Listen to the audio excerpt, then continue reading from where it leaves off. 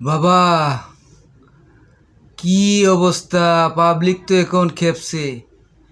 কোনায় যাইবেন আপনি বাজান? ও শাহজালাল বাবার খাদেম বাবা, কোথায় যাইবেন? পাবলিক কিন্তু 700 বছরের হিসাব চায় বাজান। পাবলিক তো কিন্তু এখন খেপছে।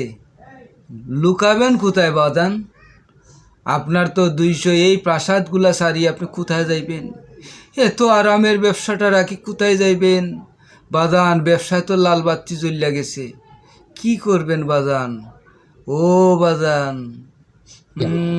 আমরা চাই আর 700 বছরের হিসাবও এরারে দরিয়া নিত আর না, জনগণে এরারে বিচার করতো পাবলিকে। এই এই এটা তো কারোর বাফর সম্পত্তি নাই। যে কোনো এলাকাতে একটা মসজিদ কমিটি যদি থাকে তো কিতা হয়, বছর 2 বছর 3 বছর 5 বছর বাদে বাদে হিসাব দেন। কিন্তু এরা কিতা করে, কোনো মসজিদও কিন্তু সপ্তাহেও হিসাব দেয়, মাসেও হিসাব দেয়। আজ পর্যন্ত কোনো হিসাব নাই, 1 টাকা ফান্ডও নাই।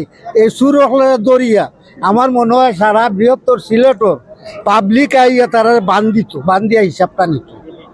হ্যাঁ, কারণ ইলা প্রশাসনও তার কাছ থেকে হিসাব লইতে পারতো না, কারণ তারা হাত পাও কিন্তু বহুত লম্বা। বহুত বড় বড় রাঘব বোয়াল কিন্তু ইনভলভ আছে। তা আমি চাই আর যে রাঘব বোয়ালের সহযোগিতা করছে তারারও বিচারের আওতায় আনা হোক এবং কঠোর শাস্তি দিলে সারা বাংলাদেশে এটার একটা উদাহরণ হইয়া থাকবো, যাতে আগামীতে কেউ চুরি চারি করে না।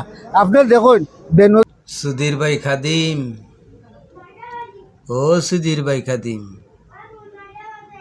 কি অবস্থাটা